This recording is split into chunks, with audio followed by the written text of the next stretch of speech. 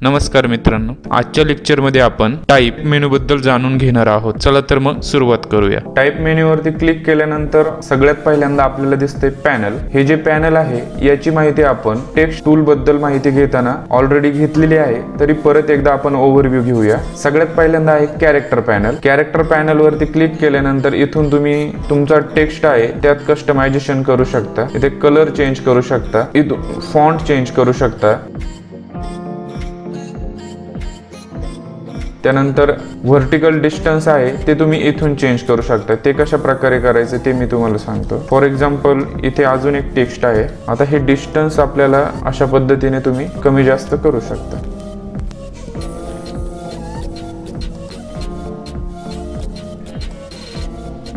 त्यानंतर दोन शब्दांमधले अंतर इथे तुम्ही कमी जास्त करू शकता.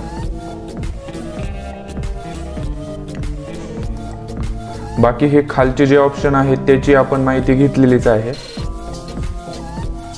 त्यानंतर आहे पॅराग्राफ पॅनल. पॅराग्राफ पॅनलचा उपयोग कशा पद्धतीने करायचा ते आता आपण बघूया. ह्या लेअरला मी थोडा वेळ हाईड करतोय आणि एक दुसरी टाईप लेअर आहे माझी, तिला ओपन करतोय. कॅरेक्टरला जेवढे काही पॅराग्राफ आहे त्याला मी सिलेक्ट करतोय. सेम चेंजेस तुम्ही इथूनही करू शकता. त्यानंतर तुम्ही त्याला left side, central, right side अशा पद्धतीने तुम्ही कस्टमाइज करू शकता. जो तुमचा पॅराग्राफ आहे इथनं तुम्ही प्रिंट डिस्टन्स ठरवू शकता की दोन्ही बाजूने किती अंतर सोडायचं आहे. इथनं कॅरेक्टर स्टाईलची इथे तुम्ही जे काही चेंजेस करतात ते तुम्ही इथे सेव्ह करू शकता, डिलीट करू शकता, त्यानंतर अप्लाय करू शकता अशा पद्धतीने. त्यानंतर आहे अँटी अलाइज, म्हणजे तुम्हाला जे तुमचा टेक्स्ट आहे तो कशा पद्धतीने ठेवायचा ते आपण इथे ठरवू शकतो. स्ट्रॉंग ठेवल्यानंतर तुम्ही बघाल स्लाइटली चेंजेस होत आहेत. सेम गोष्ट आपण इथून करू शकतो. खूप स्लाइटली चेंजेस होत आहेत.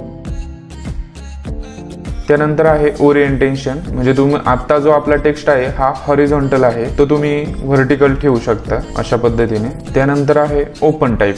आता ओपन टाईपचा उपयोग आपण यापूर्वी केलेला आहे, म्हणजे तुमचं जे काही वर्डिंग आहे त्यात एखादं स्पेशल कॅरेक्टर किंवा कस्टमायझेशन करण्यासाठी तुम्हाला याचा यूज होतो. कशा प्रकारे करायचं ते आता आपण बघूया. ओपन टाईपचा उपयोग आपण, हा विंडोजचा कॅरेक्टर मॅप आहे. जो फॉन्ट इथं आहे मित्रांनो तोच कॅरेक्टर मॅप मध्ये पाहिजे आपल्याला.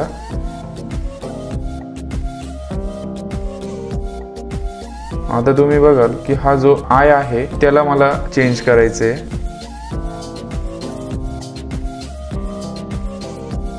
ते क्लिक केल्यानंतर मी कॉपी करतोय, वर्ड कॉपी केलंय आणि इथे पेस्ट करतोय. तर तुम्ही बघाल अशा पद्धतीने तुम्ही स्पेशल कॅरेक्टर ओपन टाईपचा वापर करून करू शकता.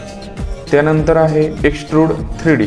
आता हे कसं करायचं ते आपण बघूया. ही लेअर मी परत हाईड करतोय, ही लेअर ओपन करतोय, खालचा टेक्स्ट मी डिलीट करतोय. ह्या टूलचा उपयोग करून तुम्ही तुमच्या टेक्स्टला 3D करू शकता. त्यासाठी तुम्हाला लेअर वरती क्लिक करायचंय. टाईप वरती क्लिक केल्यानंतर एक्सट्रूड टू 3D हा ऑप्शन येईल. तुमचा टेक्स्ट 3D होईल आणि तुमचा जो वर्क स्पेस आहे तोही 3D होईल. तो नंतर तुम्हाला परत चेंज करता येईल. तर तो इथनं विंडोज, वर्क स्पेस आणि फोटोग्राफी इथून तुम्ही परत तुमच्या वर्क स्पेसला येऊ शकता. अशा पद्धतीने तुम्ही 3D टेक्स्ट करू शकता. त्यानंतर महत्त्वाचा ऑप्शन आहे क्रिएट वर्क पाथ.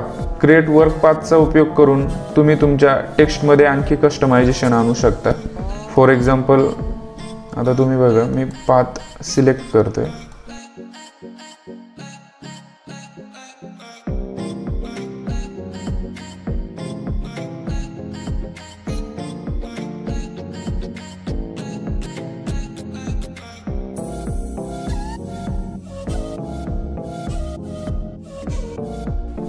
अशा पद्धतीने तुम्ही त्यात चेंजेस करू शकता. त्यानंतर आपल्याला काय करायचं आहे की इथे पाथ ऑप्शन आहे. ह्या पाथवरती क्लिक करून मेक अ सिलेक्शन करायचं आहे. इथं फिदर आपल्याला बाय डिफॉल्ट जी आहे तीच ठेवायची आहे. लेअरवरती यायचं आहे. हा टेक्स्ट तुम्ही हाईड करू शकता. आता तुम्ही यात ग्रेडियंट असेल, कलर असेल, तुमच्या पद्धतीने तुम्ही फिल करू शकता. मी यात कलर फिल करतोय. आता ते अप्लाय होण्यासाठी आपल्याला न्यू लेअर घ्यायची आहे. मी न्यू लेअर घेतली. तुम्ही बघा अशा पद्धतीने तुम्ही याचा उपयोग करून घेऊ शकता. त्यानंतर आहे कन्वर्ट टू शेप, तुमचा जो टेक्स्ट आहे त्याला शेपमध्ये कन्वर्ट केलं जातं. त्यानंतर तुम्ही बघू शकता की तुम्ही पाहिजे तसे चेंजेस त्यात करू शकता. चेंजेस करण्यासाठी तुम्हाला पाथ सिलेक्ट करायचा आहे.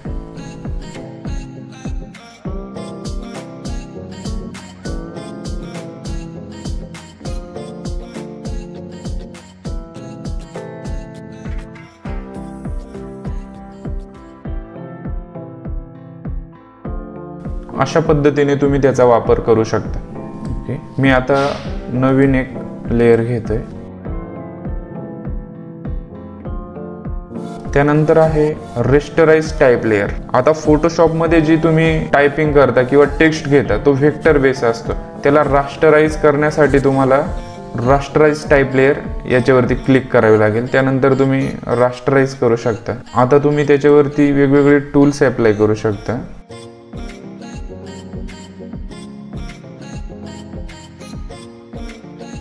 अशा पद्धतीने तुम्ही ज्यावेळेस व्हेक्टर बेसमध्ये असतो त्यावेळेस तुम्हाला हे ऑपरेशन्स करता येत नाही.